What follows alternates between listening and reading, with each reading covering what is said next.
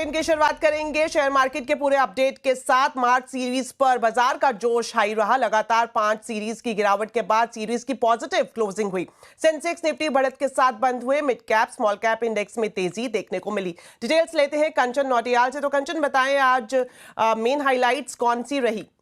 जी, जैसे कि आपने बोला कि आज बाजार में हमें एक पॉजिटिव क्लोजिंग देखने को मिली है। कल के सत्र में हमने देखा था कि बाजार में थोड़ा सा बेयरिश मूड देखने को मिला था, लेकिन वापस से आज एक रिवाइवल आता हुआ दिखाई दिया है। बाकी के इंडाइसेस की बात करी जाए तो रिवाइवल सारे ही इंडाइसेस में है। 2 इंडाइसेस को आप छोड़ दीजिए, ऑटो और फार्मास्यूटिकल। बेसिकली जो ग्लोबल अनसर्टेनिटी बनी थी उसके चलते यहाँ पे सीधा सीधा इंपैक्ट देखने को मिला है, लेकिन बाकी के ऑयल एंड गैस में अच्छा खासा इजाफा है। रियलिटी अच्छी खासी बढ़त के साथ बंद हुआ है। पीएसयू, बैंक, फाइनेंशियल सारे ही इंडाइसेस में एक अच्छी खासी तेजी आज के सत्र में हमें देखने को मिली है। जिस तरीके से आपको पीछे बोर्ड में भी दिख रहा है कि निफ्टी में आज अच्छे खासे गेनर्स रहे हैं। 50 में से 37 शेयर्स ऐसे हैं जहां पे हमें एक अपमूव आज के सत्र में देखने को मिला है। आइए बात कर लेते हैं कि स्टॉक स्पेसिफिक एक्शन आज के सत्र में किस तरीके का रहा है। सबसे पहले अगर हम बात करें निफ्टी के बढ़ने वाले शेयर्स की, तो जो मोमेंटम है, वैसे तो आज सारे ही शेयर्स में अच्छी खासी बढ़त के साथ हमें देखने को मिला है। सबसे पहला नाम आता है हीरो मोटोकॉर्प का। 3.5% की तेजी यहां पे देखने को मिली है। इंडसइंड बैंक कल भी यहां पे एक पॉजिटिव मोमेंटम बना हुआ था, लेकिन पिछले कुछ दिनों से ये खबरों में बना हुआ है। उस लिहाज से यहां पे हमें ये नंबर्स देखने को मिल रहे हैं। बजाज फिनसर्व 3.5% का इजाफा। एनटीपीसी में भी करीब करीब 2% की बढ़त देखने को मिली है। अगर लूजिंग पॉकेट की बात करी जाए तो सबसे पहला नाम टाटा मोटर्स सुर्खियों में बना हुआ था। उसके बाद 6% की गिरावट। सन फार्मास्यूटिकल यहां पे 2% की गिरावट। आयशा मोटर्स 1% और अपोलो हॉस्पिटल में भी करीब करीब 1% का डाउनफॉल देखने को मिला। नंबर्स आप देखिए कि फार्मा और ऑटो पैक के यहां पे ज्यादा आपको देखने को मिलेंगे। मिड कैप की बात करी जाए तो बीएससी 6% का इजाफा यहां पे खबरों में बना हुआ था। सुबह मैंने मेंशन भी किया था स्टॉक से न्यूज में, बोनस पे कंपनी विचार करने वाली है। पेटीएम 4.5%। मैक्स फाइनेंशियल यहां पे ब्लॉक डील के बाद यहां पे 3% की बढ़त देखने को मिली है। आदित्य बिरला कैपिटल यहां पे भी खबरों में बना हुआ था, उसके बाद 2% की बढ़त यहां पे देखने को मिली है। लूजिंग स्ट्रीक की बात करी जाए तो भारत डायनामिक्स 3% की कमजोरी। एयू स्मॉल फाइनेंस बैंक में 3.5% की कमजोरी। सुंदरम फाइनेंस 7% और सोना बीएलडब्ल्यू प्रिसीजन में भी 5% का डाउनसाइड देखने को मिला है बिकॉज ऑफ ट्रंप टैरिफ। शुक्रिया कंचन इस पूरे मार्केट अपडेट के लिए। चलिए बढ़ते हैं आगे और आपको बता दें, बंधन एएमसी के सीईओ विशाल कपूर ने मार्केट आउटलुक पर सीएनबीसी आवाज से खास बातचीत की है। इस दौरान विशाल कपूर ने कहा कि कोविड के बाद अर्बन कंजम्पशन का ट्रेंड काफी मजबूत हुआ है। बिगेस्ट जो रिस्क हैं वो एक्सटर्नल है, इंटरनल ज़्यादा नहीं है। External risk global economy, particularly US economy related है। तो यूएस में टैरिफ रिलेटेड जो रिस्क होती हैं उससे इन्फ्लेशन का क्या इम्पैक्ट होता है, ग्लोबल सप्लाई चेन्स में कितनी अनसर्टेनिटी की वजह से क्या इम्पैक्ट होता है, वो एक बड़ा रिस्क है।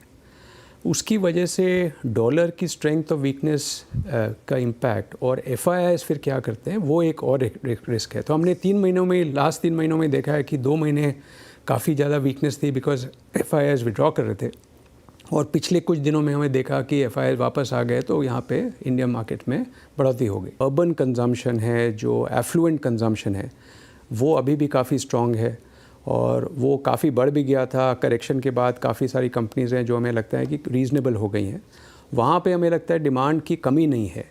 तो अब चाहे वो रेस्टोरेंट्स देखें, चाहे आप एयरलाइंस देखें, होटल्स देखें, ज्वेलरी देखें, तो आप हम सब अर्बन सिटीज़ में देखते हैं कि कंजम्पशन की कोई कमी नहीं है। तो वो एक थीम है, हमें लगता है कि वो कंटिन्यू कर सकता है, जो वाइट कॉलर कंजम्पशन है।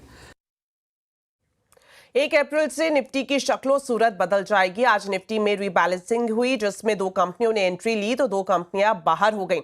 लेकिन कुछ शेयर्स ऐसे भी हैं जिन्होंने कभी भी निफ्टी का साथ नहीं छोड़ा है। कौन से हैं वो शेयर, बता रही हैं मिताली जैन।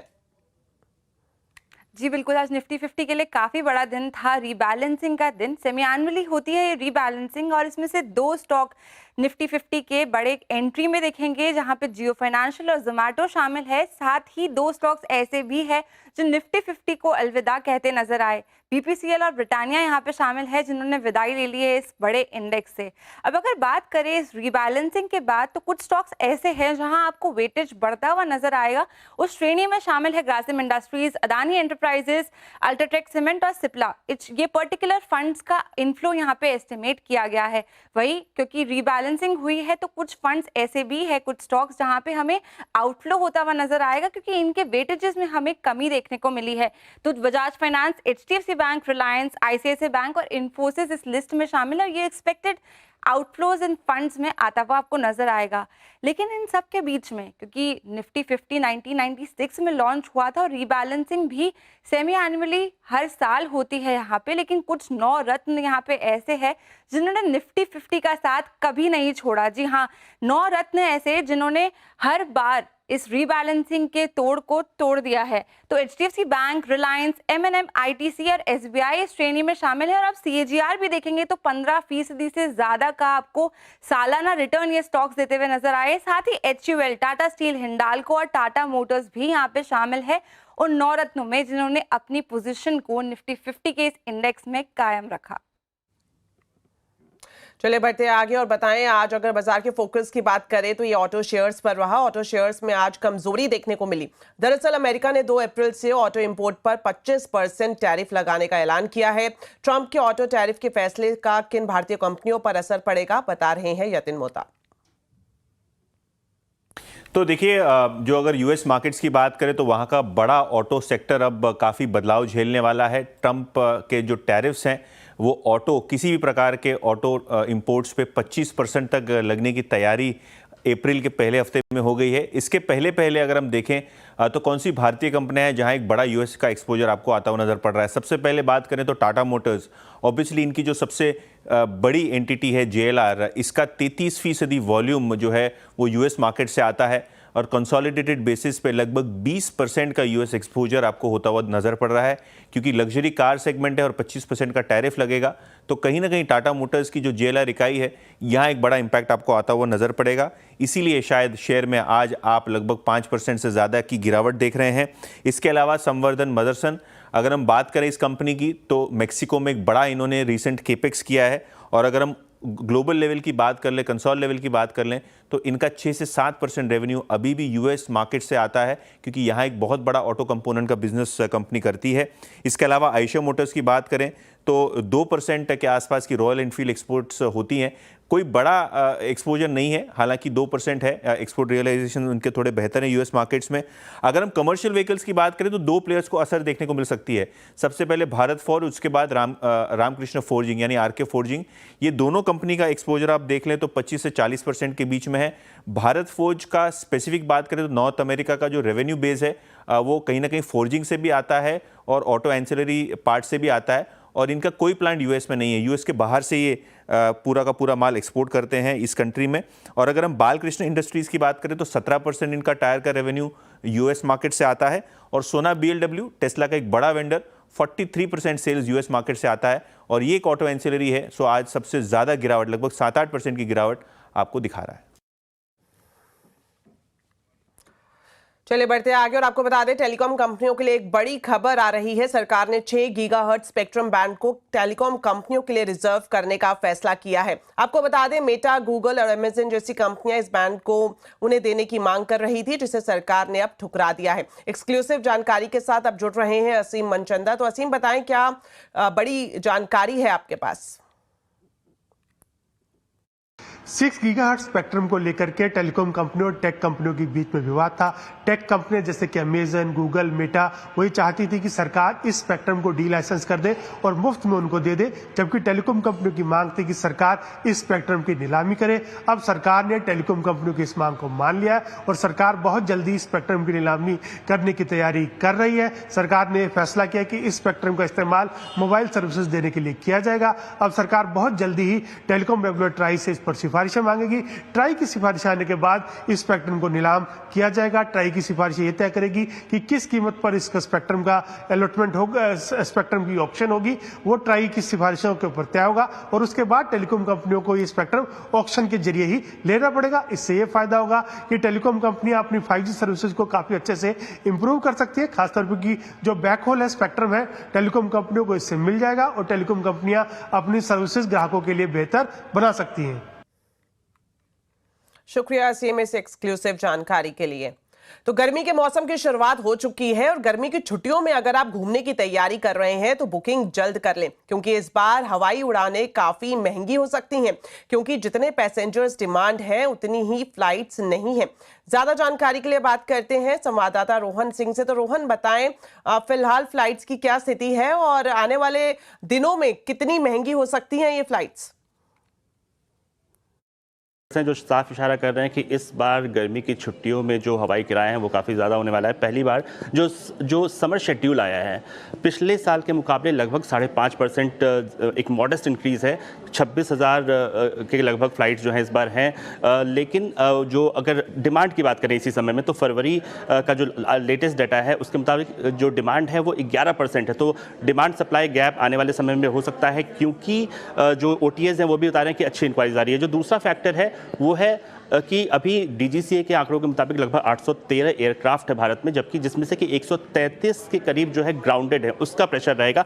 और तीसरा, अगले कुछ दिनों में आप देखेंगे जो मेजर एयरपोर्ट्स हैं, दिल्ली एयरपोर्ट, मुंबई एयरपोर्ट और कुछ और जो मेजर एयरपोर्ट्स हैं, वहाँ पे टैरिफ डिटर्मिनेशन की प्रक्रिया चल रही है। वो उसमें जो यूज़र डेवलपमेंट फीस है वो थोड़ा बढ़ सकता है, उसका असर भी आपके हवाई टिकट पर दिखेगा। और ये सारे फैक्टर्स साफ इशारा कर रहे हैं कि गर्मी की छुट्टियों में इस बार आपको थोड़ी सी ज़्यादा जो अपनी जेब ढीली करनी पड़ेगी, और उसका असर अभी से दिखने लगा है। कुछ डेस्टिनेशंस मैंने देखे थे कि जैसे अगर आप मुंबई से श्रीनगर जाते हैं अभी से 2 महीने के बाद, अगर अभी की बुकिंग करते हैं तो लगभग 1 वे का जो किराया है 16,500 का है।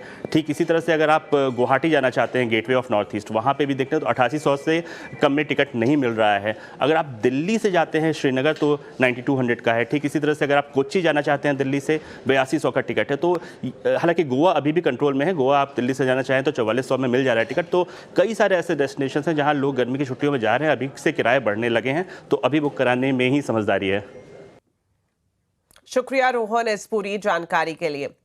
कर्मचारी भविष्य निधि यानी EPFO के खाता धारक जल्द ही UPI और ATM से प्रोविडेंट फंड का पैसा निकाल पाएंगे। सूत्रों से मिल रही जानकारी के मुताबिक national payment corporation of India और स्टेट बैंक इसका ट्रायल कर रहे हैं और जून से पहले न सिर्फ ATM बल्कि UPI ऐप के जरिए भी 1 लाख रुपए तक कैश EPFO के खाता धारक निकाल सकेंगे। डिटेल्स लेते हैं आलोक प्रियदर्शी से। तो आलोक, बताएं क्या जानकारी है आपके पास, कब तक जो सब्सक्राइबर हैं वो ATM या फिर UPI के जरिए पैसा निकाल पाएंगे? बिल्कुल, देखिए, कर्मचारी भविष्य निधि यानी कि EPFO को आधार इनेबल्ड पेमेंट सिस्टम यानी APS के जरिए UPI से जोड़ने की तैयारियां लगभग पूरी कर ली गई हैं। इसे लेकर NPCI national payment corporation of India और स्टेट बैंक की ट्रायल लगभग हो चुकी है और इस सेवा को जल्द ही शुरू किया जाएगा, जिसके बाद जो EPFO के सब्सक्राइबर हैं वो आसानी से अपने जो क्लेम सेटलमेंट है उसका पैसा UPI ऐप के जरिए या फिर किसी भी ATM पर जाकर तत्काल निकाल सकेंगे। दरअसल ये पूरी प्रक्रिया चल रही है कि जितने भी क्लेम सेटलमेंट होते हैं या फिर अकाउंट स्टेटमेंट होते हैं वो उसको किस तरह से एक डैशबोर्ड यानी कि UPI के प्लेटफॉर्म पर लेकर आया जाए, और इसको लेकर तैयारियां लगभग पूरी हो गई हैं। हमें सूत्र बता रहे हैं कि इस फैसिलिटी को जल्द ही रोल आउट कर दिया जाएगा और बहुत हद तक संभव है कि जून तक इस फैसिलिटी का लाभ जो EPFO सब्सक्राइबर है वो उठा सकेंगे। दरअसल अब पूरी तैयारी हो चुकी है और इसका ट्रायल भी हो चुका है, और अब इस सेवा को रोल आउट करने के बाद जितने भी EPFO के सब्सक्राइबर हैं उनके हाथ में अपने मोबाइल में तमाम EPFO के जितने भी डिटेल्स होंगे, क्लेम सेटलमेंट्स होंगे, क्लेम्स होंगे, वो चीज़ें UPI के ऐप में देख सकेंगे और वहीं से अपने क्लेम को रेज भी कर सकेंगे और साथ ही साथ किसी भी ATM से जाकर वो पैसा भी निकाल सकेंगे। तो ये एक बहुत बड़ी एक फैसिलिटी EPFO के सब्सक्राइबर के लिए जल्द ही शुरू होने वाली है। शुक्रिया आलोक इस पूरी जानकारी के लिए। चलिए बढ़ते आगे और आपको बता दें, ओला उबर की तरह अब सरकारी कैब सर्विस भी आने वाली है। गृह और सहकारिता मंत्री अमित शाह ने संसद में इसकी जानकारी दी। उन्होंने कहा कि सहकार टैक्सी के नाम से नया प्लेटफॉर्म जल्द ही लॉन्च किया जाएगा। आने वाले दिनों के अंदर कुछ ही महीनों में कोऑपरेटिव बेसिस पर ओला उबर जैसी एक बहुत बड़ी कोऑपरेटिव सहकार टैक्सी आने वाली है, जो 2 व्हीलर की टैक्सी का भी रजिस्ट्रेशन करेगी, जो रिक्शा का भी रजिस्ट्रेशन करेगी और 4 व्हीलर का भी करेगी, और उसका मुनाफा किसी धन्ना सेठों के हाथ में नहीं जाएगा मान्यवर, वो ड्राइवर के पास जाएगा। इस प्रकार की हम कोऑपरेटिव लेकर आ रहे हैं। तो क्या खास होगा सहकार टैक्सी सर्विस में, किस तरह से ये अभी मौजूद ओला और उबर से अलग होगी, इस बारे में पूरी जानकारी दे रहे हैं संवाददाता रोहन सिंह। जिस सहकार शब्द सहकारिता से आया है, यानी कि साफ है कि ये जो सहकार टैक्सी है ये कोऑपरेटिव मॉडल पे काम करेगी। इससे पहले भी ओला और उबर के कई विकल्पों पे काम हो चुका है, ओएनडीसी ने भी अपनी सर्विस शुरू की थी, लेकिन इसको ज़्यादा सीरियसली इसलिए लिया जा रहा है क्योंकि इसकी घोषणा खुद गृह मंत्री और सहकारिता मंत्री अमित शाह ने की है। और जो कुछ चीज़ें पता चली हैं कि क्या होने जा रहा है इसमें, तो सबसे पहले तो ये सीधे ड्राइवर को जो पूरा मुनाफा है वो सीधे ड्राइवर तक पहुंचेगा और जो ग्राहक हैं उनके लिए भी जो कीमत है वो काफ़ी कम रखी जाएगी। सभी चाहे वो 4 व्हीलर हो, 2 व्हीलर हो, ऑटो रिक्शा हो, हर जगह ये काम करेगा। इस पर कोशिशें शुरू हो जाएंगी। साथ ही जो सरकार की योजना है सहकार से समृद्धि, उस पर आधारित होगा। ये ड्राइवर्स को फ़ायदा देना इसकी मुख्य कोशिश होगी। किरायों में एक तरह की पारदर्शिता रखी जाएगी, उसके लिए मॉडल बनाया जाएगा। और साथ ही जो ग्रीवांस सिस्टम है उसका वो काफ़ी मजबूत होगा। अगर कोई शिकायत होती है तो वो काफ़ी त्वरित गति से उसका जो है रिड्रेसल किया जा सकेगा। तो ये कुछ कोशिशें हैं, अभी अनाउंसमेंट हुआ है, अगले कुछ दिनों में इसकी बाकी जो जानकारी है वो भी सामने आएगी। इस साल प्रचंड गर्मी की आशंका को देखते हुए केंद्र सरकार अभी से अलर्ट हो गई है। केंद्रीय स्वास्थ्य मंत्रालय ने सभी राज्यों और केंद्र शासित प्रदेशों को एडवाइजरी जारी की है। एडवाइजरी में राज्यों को बताया गया है कि आने वाले दिनों में हीट वेव बढ़ने की आशंका है, इसलिए अस्पतालों में गर्मी जनित बीमारियों और लू से निपटने के लिए पर्याप्त इंतजाम किए जाएं।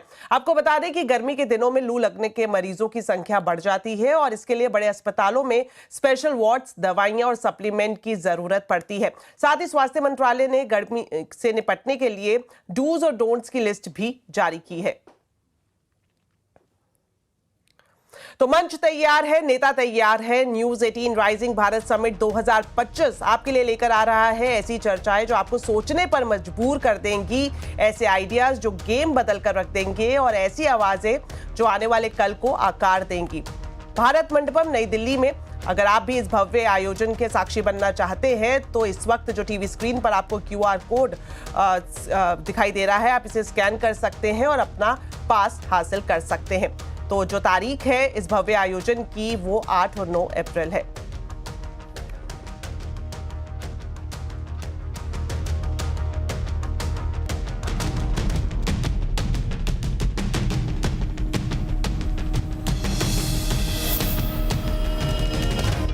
नवरात्र और ईद के मौके पर दिल्ली में मीट की दुकानें बंद रखने का विवाद बढ़ता जा रहा है। आज दिल्ली विधानसभा में मीट पर पाबंदी का मुद्दा उठाया गया। बीजेपी विधायक रविंद्र नेगी ने विधानसभा में ये मुद्दा उठाया। उन्होंने कहा कि सड़कों पर खुली मीट की दुकानों से दिक्कत होती है। जो मीट की छोटी छोटी दुकानें हैं, मीट की दुकानें, वो खुले आम मांस बेचते हैं पीडब्ल्यूडी की सड़कों में और बेर धरने से उनको कोई रोक नहीं है, कोई टोक नहीं है और जिससे यातायात में दिक्कत तो होती है पर आसपास के जाने वाले लोगों को भी दिक्कत होती है। सारे अध्यक्ष जी, सारे अधिकारियों को निर्देश दे दिए गए हैं, कोई भी मांस मच्छी वाला दिल्ली में इलीगल बैठा हुआ है तो उसको तुरंत हटाने का निर्देश हमने दे दिया। चलिए, राजधानी दिल्ली में जहां भारतीय जनता पार्टी मीट की दुकानें बंद करने की पैरवी कर रही है, वहीं आम आदमी पार्टी ने इसका विरोध किया है। अरे भाई, ये दिल्ली है, यहाँ तमाम देशों की एम्बेसीज हैं, वहाँ पे मीट बनता है, मुर्गा बनता है, वहाँ मछली बनती है, यहाँ तमाम राज्यों के गेस्ट हाउस है, वहाँ मीट मुर्गा मछली बनती है, KFC की दुकानें हैं, भाजपाइयों के रेस्टोरेंट हैं। बंद कराओ ना मीट मुर्गा, हिम्मत है तो बंद कराओ। अच्छा, नवरात्रि में शराब की दुकानें क्यों खुली रहेंगी? शराब की दुकानें बंद कराओ पूरे नवरात्र में। तो राजधानी दिल्ली ही नहीं बल्कि नवरात्र से पहले उत्तर प्रदेश में भी मीट की दुकानों पर बैन की मांग तेज हो गई है। भारतीय किसान मंच और गौ सेवा परिषद ने सीएम योगी से नवरात्र में मीट की दुकानें बंद करवाने की मांग की है।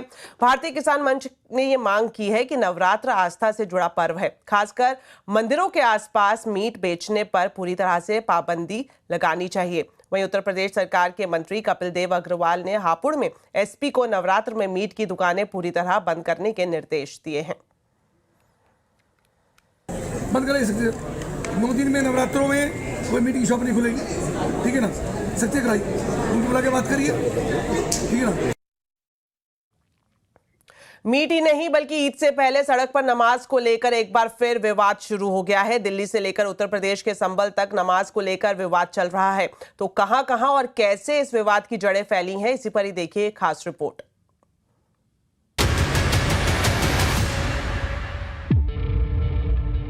ईद से ठीक पहले देश की राजनीति में एक बार फिर नमाज विवाद की एंट्री हो गई है। इस बार दिल्ली में बीजेपी के विधायक करनैल सिंह ने सड़क पर नमाज को लेकर अपनी आपत्ति दर्ज कराई है और इस सिलसिले में दिल्ली के पुलिस कमिश्नर को चिट्ठी लिखी है।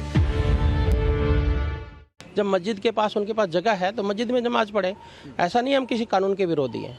अपने कानून का पालन करें, ट्रैफिक व्यवस्था को ठीक से चलने दें, क्योंकि ट्रैफिक व्यवस्था में सिर्फ हिंदू ही नहीं है, मुसलमान भाई भी हैं, उनके दूसरे धर्मों के लोग भी हैं।